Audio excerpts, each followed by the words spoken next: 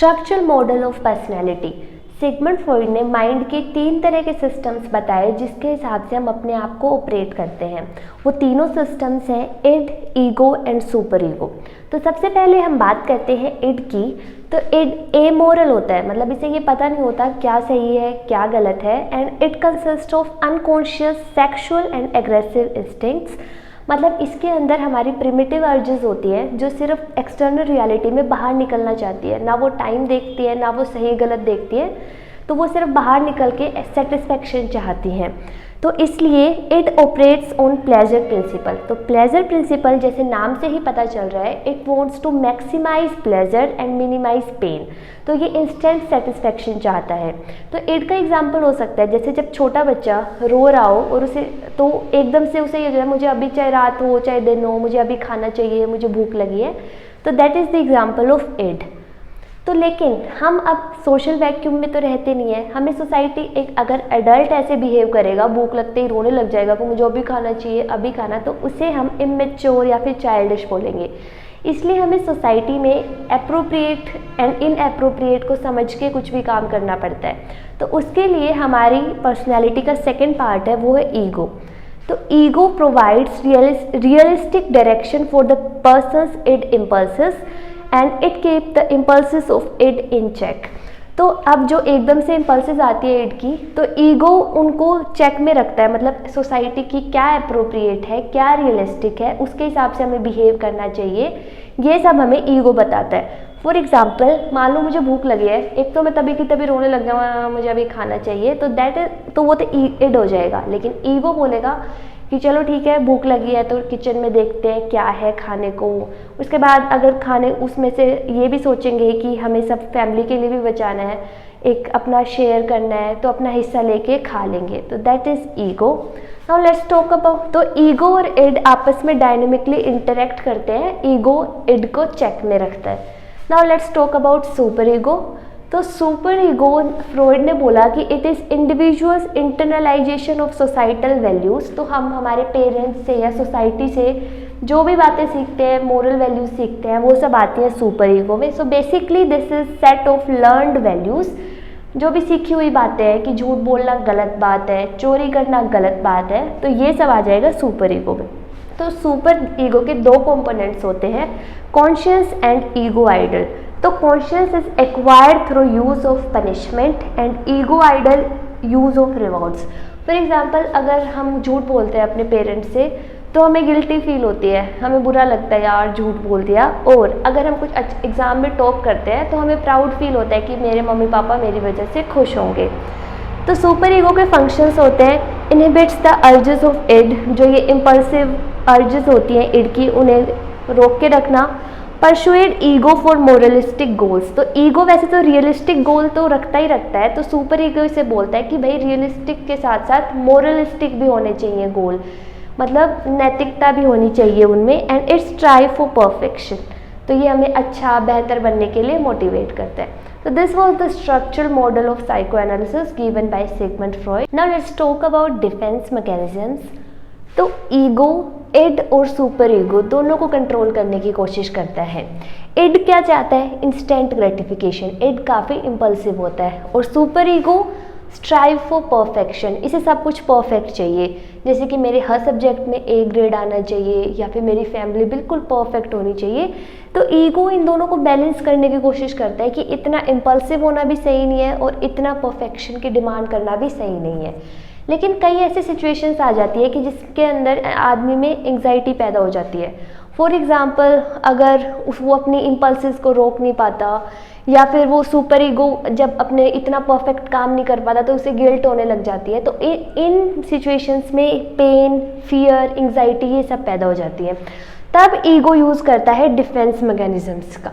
जब ईगो को फील होता है कि डेंजर है, पेन है या फिर एंग्जाइटी है, तो defence mechanism normally and universally used reactions to pain है। लेकिन डिफेंस मैकेनिज्म कब पैथोलॉजिकल हो जाते हैं, कब खराब हो जाते हैं?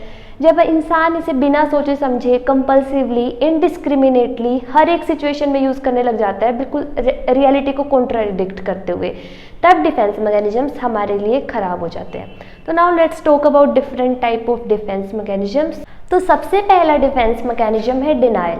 तो डिनाइल के अंदर जो भी चीज़ उस व्यक्ति को एंजाइटी या फिर फियर दे रही है तो वो उसको डिनाई कर देता है कि ऐसा कुछ हुआ ही नहीं है।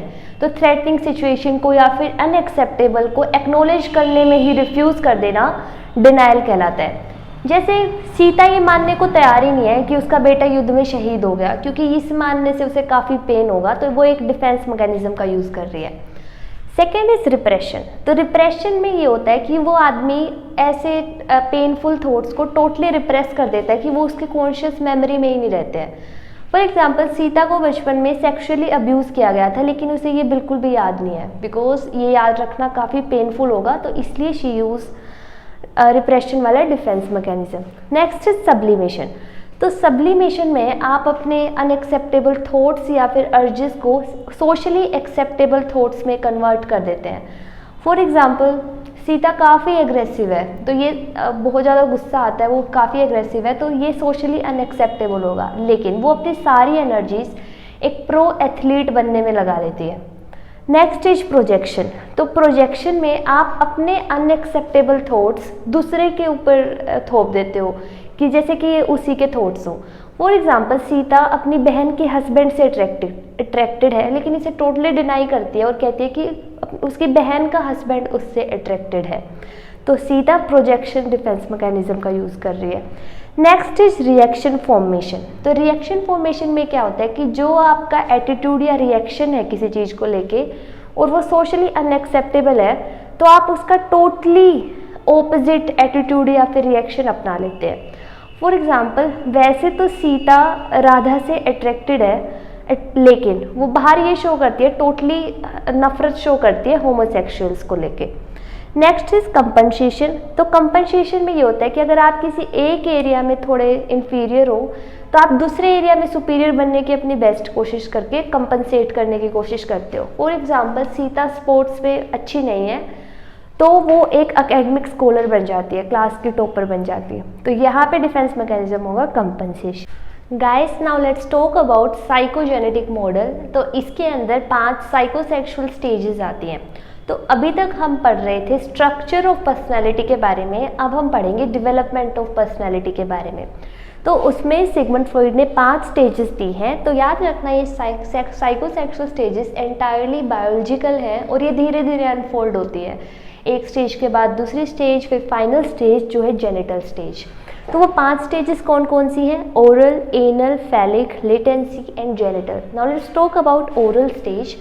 तो ओरल स्टेज 1 साल तक के बच्चों में होती है। तो एक छोटा बच्चा यानी कि इन्फेंट एंटायरली बायोलॉजिकल होता है, तो उसे बायोलॉजिकल इम्पल्स ही कंट्रोल करती है और बेसिकली वो सेल्फिश होता है। जब उसे भूख लगी तो उसे खाना चाहिए ही चाहिए, ही कांट वेट। ओके, तो इसके अंदर एक बात याद रखिएगा कि जो सिगमंड फ्रॉइड ने सेक्सुअल इम्पल्सिस टर्म यूज़ करी है वो प्लेजरेबल सेंसेशंस के लिए यूज़ करी है।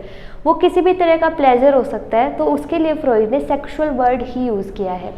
तो यहाँ पे ओरल स्टेज में जो प्लेजरेबल सेंसेशन या फिर सेक्सुअल इम्पल्सिस होती है वो होती है माउथ। तो माउथ के द्वारा उन्हें प्लेजर मिलता है इन्फेंट्स को, जैसे जब वो खाना फूड लेते हैं या फिर वाटर लेते हैं, ये सब। तो अब क्राइसिस कैसे हो सकती है ओरल स्टेज में?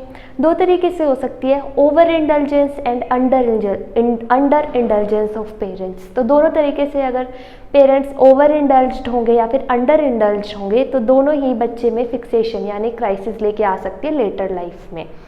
जैसे अगर कोई माँ बच्चे को टाइम पे खाना ही नहीं खिला रही है, दूध ही नहीं पिला रही है, तो वो भी उसके लिए खतरनाक है, और एक माँ कुछ ज़्यादा ही कर रही है ये सब, तो वो भी उसके लिए अच्छा नहीं है। Now let's talk about anal stage. तो एनल स्टेज 2 से 3 साल तक के बच्चों में होती है और जो प्लेजरेबल सेंसेशन का फोकस होता है वो है एनल कैविटी पे होता है। तो बेसिकली बच्चों को प्लेजर मिलता है extension and repulsion of faeces से। इसमें टॉयलेट ट्रेनिंग पे काफ़ी फोकस होता है और क्राइसिस या फिर फिक्सेशन हो सकता है अगर टॉयलेट ट्रेनिंग ज़्यादा ही ढीली डाली, मतलब ध्यान ना दिया जाए या ज़्यादा ही स्ट्रिक्ट हो, तो दोनों केसेस में ही बच्चे के लिए अच्छा नहीं होता। सेकेंड थिंग, एनल स्टेज में क्या होता है कि बच्चा अपनी इंडिपेंडेंस दिखाना शो करता है और ये नेगेटिव इंडिपेंडेंस होती है। फॉर एग्जाम्पल, अगर आप बच्चों से पूछोगे कि क्या आपको कैंडी खानी है, तो उसका जवाब होगा नो। आप पूछोगे जूते पहन लो, वो सीधा कहेगा नहीं। तो हर चीज़ के लिए नहीं नहीं नहीं कह देना, लेकिन इट्स ओके, ये छोटे से शॉर्ट अमाउंट ऑफ टाइम के लिए होता है। बच्चा सिर्फ ये देख रहा होता है कि मेरा एनवायरनमेंट पे कितना कंट्रोल है। Now let's talk about phallic stage. ये 4 से 5 साल तक के बच्चों में होता है और इसके अंदर सेक्सुअल टेंशन होती है पूरी, और बच्चे अपने आप को सेल्फ मैनिपुलेट करते हैं अकॉर्डिंग टू फ्रॉइड। इसके अंदर उन्होंने एक ओडिपस कॉम्प्लेक्स दिया था, जिसके अंदर लड़का अपनी माँ की तरफ सेक्सुअली अट्रैक्ट होता है और पिता को अपना दुश्मन मानता है। इसलिए वो अपने पिता को मारना चाहता है, लेकिन पिता उससे बड़ा और स्ट्रॉन्ग है, इसलिए वो उससे डरता है और उसे ये डर लगता है कि उसके पिता उसे कैस्ट्रेट कर देंगे। तो इस कैस्ट्रेशन एंजाइटी के चलते वो अपने पिता से आइडेंटिफाई कर लेता है और इस तरह से ये पूरा रिजोल्व हो जाता है। इसी तरह उन्होंने लड़कियों में बताया कि पीनस एनवी होती है, लड़कियों में पीनस नहीं होता, और इसके लिए वो अपनी माँ को जिम्मेदार मानती है और अपने पिता से प्यार करती है क्योंकि उनके पास पीनस होता है। लेकिन ये धीरे धीरे ये भी रिजोल्व हो जाता है और वो बाद में सिर्फ ये एक सपना ले लेते हैं कि मैं बड़ा होके अब मेरा एक खुद का बेटा होगा जिसको पीनस होगा। तो फेमिनिस्ट इसको लेके काफ़ी ऑफेंड होते हैं फेलिक स्टेज को, और केरन होर्नाई ने इसे क्रिटिसाइज भी किया था। Now let's talk about latency. तो लेटेंसी 6 साल से लेके प्यूबर्टी हिट करने तक के बच्चों में होता है। तो इसके अंदर बच्चा मोस्टली स्कूल जाता है, अपनी सोशल एंड टेक्निकल स्किल्स को इम्प्रूव करता है, और इसमें सेक्सुअल डेवलपमेंट एक स्टैंड स्टिल पे होता है। और फ्रॉइड ने एक बात और बोली थी कि 5 साल तक की उम्र में ही बच्चे के characteristic way of behaving develop हो जाते हैं। Next is genital stage. तो ये फाइनल स्टेज होती है प्यूबर्टी हिट करने के बाद, जब बच्चे के रिप्रोडक्टिव ऑर्गन्स मैच्योर हो चुके होते हैं। तो अगर बच्चे पूरे उसका अच्छे से डेवलपमेंट हुआ है तो इंसान 2 एरियाज़ में अपनी वेल एडजस्टमेंट कर लेगा। वो एरियाज़ है लव एंड वर्क। ये बोलने में बहुत इजी लगता है, लेकिन किसी को प्यार करने के लिए आप खुद केयरिंग होने चाहिए, एम्पैथी होनी चाहिए, खुद की आइडेंटिटी में सिक्योर होने चाहिए, रिस्पॉन्सिबल होने चाहिए। और वर्क करने के लिए भी आप में बहुत सारी क्वालिटीज़ होनी चाहिए। एम्बिशियस होने चाहिए, आप डिपेंडेबल होने चाहिए, पंक्चुअल होने चाहिए, डिसिप्लिन्ड होने चाहिए। तो जेनिटल स्टेज में यही बोला था फ्रॉइड ने। तो गाइज ये थी psycho analysis. Thank you so much for watching.